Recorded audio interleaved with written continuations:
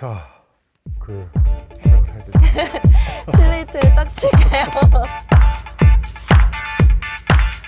아무래도 그 매체, 보는 매체는 거리감이 조금 느껴지긴 하거든요. 직접 받거나 물어보거나 아니면 내가 상상을 덧대가지고 뭔가 새로운 것들을 창조하기는 좀 어렵다 보니까 이 읽거나 보고 판단하는 방식까지 이렇게 영향을 미친다면 앞으로 어떤 차이로 사람의 관계 방식이 변할까요? 니체의 책에 보면 이제 예를 들면 이런 게 나와요.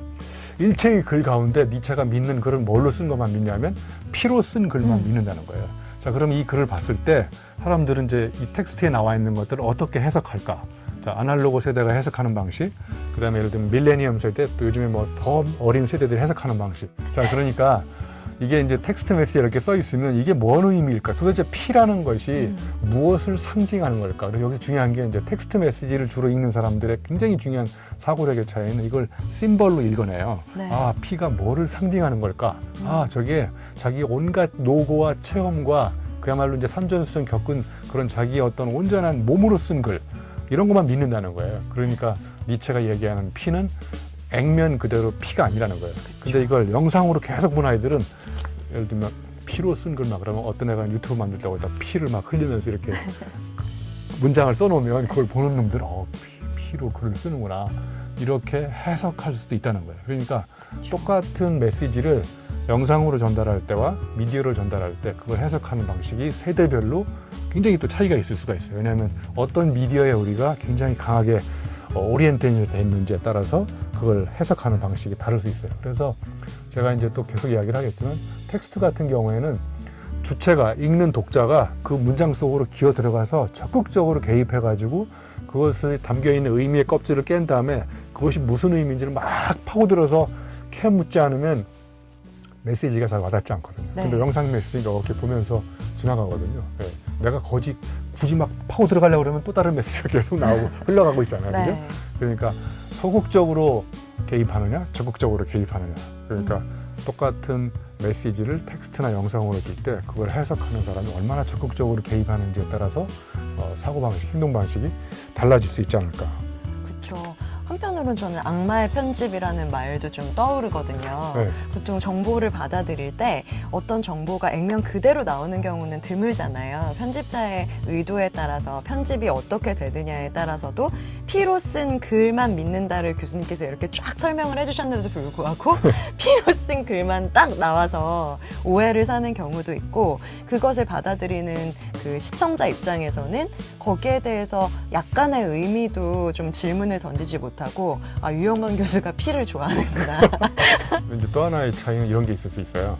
그 직유법을 많이 쓰느냐, 은유법을 많이 쓰느냐. 네. 이 텍스트에 보면 직유법도 많고 은유법도 많거든요. 예? 그럼 예를 들면 제가 니체는 나체다. 뭐 이렇게 하면 니체가 혹시 나체로 나타났나 뭐 이렇게 생각할 수도 있고, 공부는 망치다.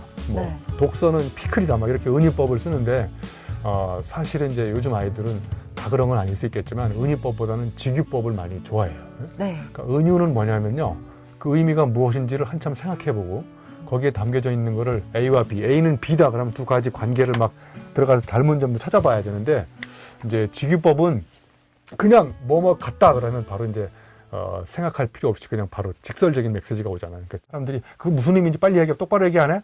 답이 네. 뭐야 인마 빨리빨리. 그럼 뭘 얘기하자는 거야? 결론이 뭐야?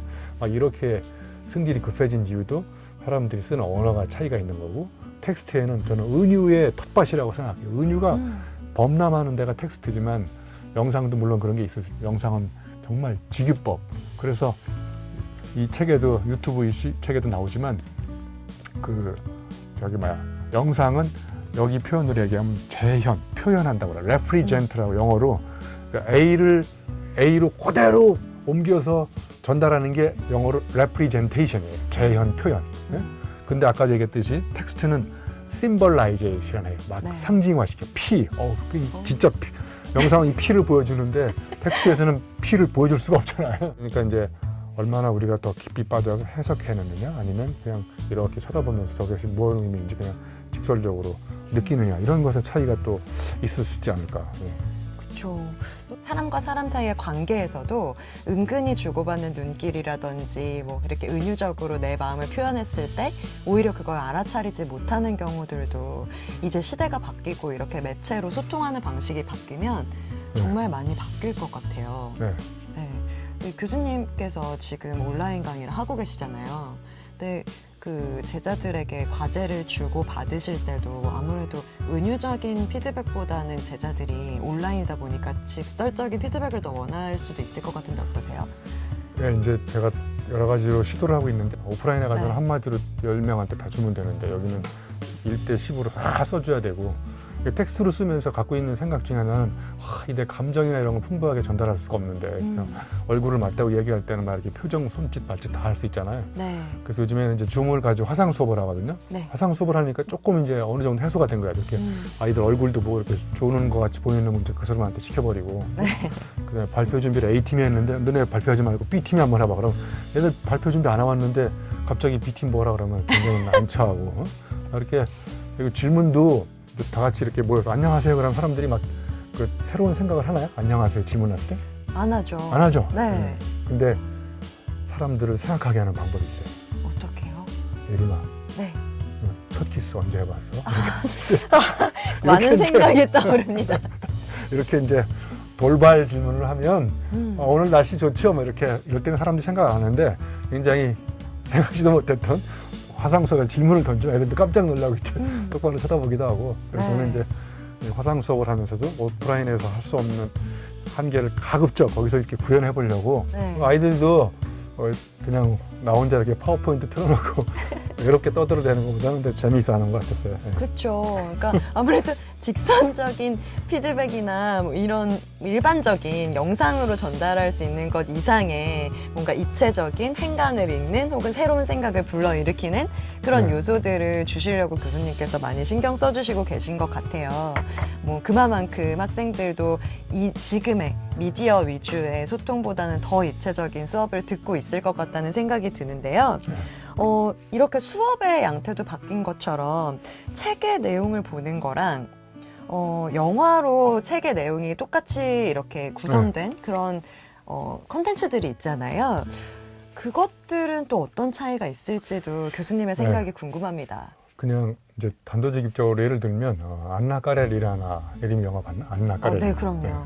거기 그 영화로 봤을 때하고 그다음에 이제 안나 까렐리나 책이 이제 그 출판사마다 권수가 굉장히 한 3권짜리가 있고 막 엄청 두껍거든요. 책을 끝까지 읽고 영화를 본 사람들이 한결같이 이야기하는 거는 책에서는 막 이렇게 상상이 됐었어요. 안나 까렐리나 아름다운 여인. 아름다운 여인을 읽는 사람들은 저마다 다르게 해석하잖아요. 네? 어떤 게 아름다운 것일까? 그런데 영상을 딱 보니까 밥맛이 없는 여인이 나타나는 게 저게 아름다울까? 막 이런 생각도 들고. 네, 맞아요. 그러니까 텍스트는 사람들로 하여금 읽는 사람들로 하여금 저마다 다른 상상력을 막 품으면서 그러니까 이 텍스트가 전해주는 이 위대한 상상력과 영상이 전해주는 어떤 상상력의 차이는 현격하다고 봐요. 그래서 그 텍스트는 그 가공되지 않은 상태로 독자들의 생각을 저마다의 방식으로 자극을 하는 데 비해서 영상 하나의 이미지가 딱 나오면 물론 그 이미지를 보고 저마다 다르게 상상을 할 수도 있겠지만 대체로 영상은 이렇게 그 다듬어진 상태로 그 완제품을 이렇게 보여주는 이런 거라고 이 유튜브는 책을 집어삼킬 것인가 여기에도 그런 말이 나오는 것 같아요. 그래서 아무튼 우리는 끊임없이 그렇다고 해서 제가 영상이 필요 없다 이게 아니라 저도 영화를 보고 날 때 영화적 상상력과 그다음에 텍스트가 주는 상상력은 뭐 이건 똑같은 상상력이지만 굉장히 질적으로 차이가 있고 두 가지를 다 이렇게 합쳐서 이제 책을 읽고 영화를 보고 그다음에 이제 두 가지를 이렇게 합성해서 내 머릿속에서 이렇게 생각해 볼 때하고 책만 읽을 때 영화만 볼 때 이것도 굉장히 차이가 있을 것 같아요. 네. 영화를 보면서 하는 상상은 그 영상에서 상상의 범주에 보여지는 영상을 굉장히 많이 뛰어넘기는 어려운 것 같아요. 저 남주인공이 어떤 생각을 하고 있구나 정도 그 장면 안에서만 생각하는데 반면에 텍스트를 보면서 상상을 하면 이제 그 바깥에 있는 맥락까지도 그 장면에서 넘어선 상상까지도 할 수 있지 않나라는 네. 생각이 들어요. 이제 하나의 예를 들면 그 안내 까렌이나 책에 보면 아주 자주 인용되는 문장이 있어요. 네. 불행한 가정은 저마다 그 이유가 제각기 다른데 행복한 가정은 비슷하다는 거예요. 그러면 이제 상상이 들잖아요. 불행한 가정도 그 불행한 가정이라는 단어를 가지고 사람이 생각할 때, 상상할 때 자기가 경험했던 불행한 가정만큼 상상을 할 수 있거든요. 네. 네, 근데 이제 영상에서는 불행한 가정의 전형적인 모습을 딱 보여줘요. 아, 저게 불행하구나. 영상에서는 물론 이제 버전 1, 불행한 가정 1 이렇게 여러 버전을 보여줄 수 있지만 시간 관계에서 영화는 이제 불행한 가정의 비슷한 모습, 저마다 이유가 다른 걸 보여주고 행복한 가정 또 행복한 가정 그러면 행복한 가정이라는 게 도대체 어떤 게 행복한 가정일지를 사람마다 굉장히 상상력이 다르거든요. 근데 영화에서는 행복한 가정의 대표적인 모습을 한 가지 딱 보여주고 그 이미지를 딱 보여주고 사람은 저게 행복하네 이렇게 생각할 수 있거든요. 네.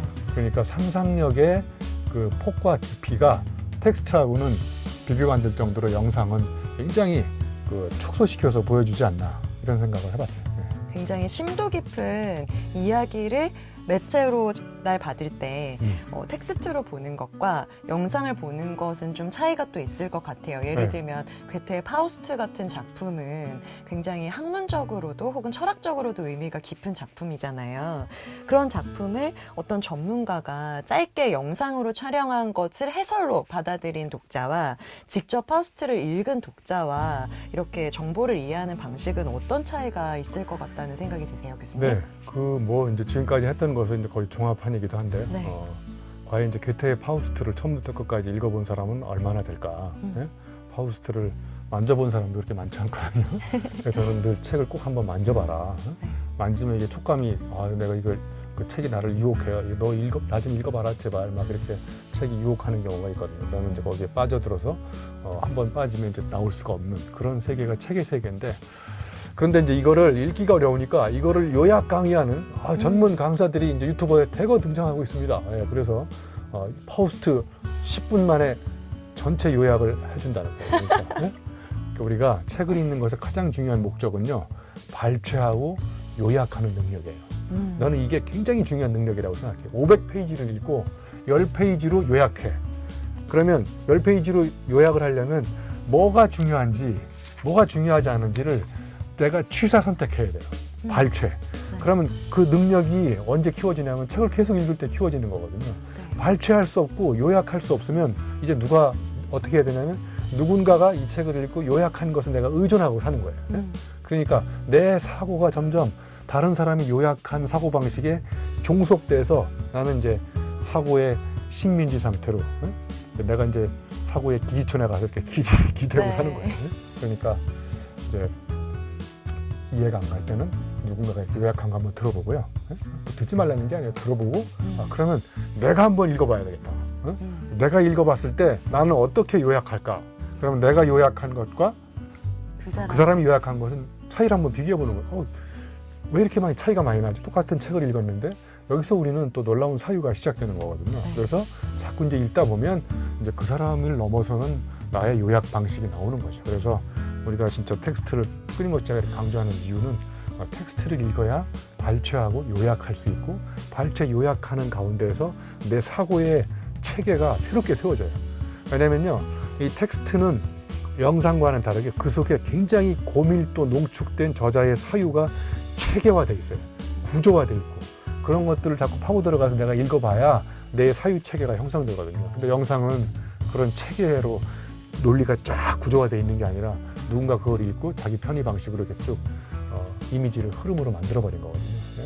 그래서 괴테의 파우스트는 텍스트로 읽어내야 된다. 네.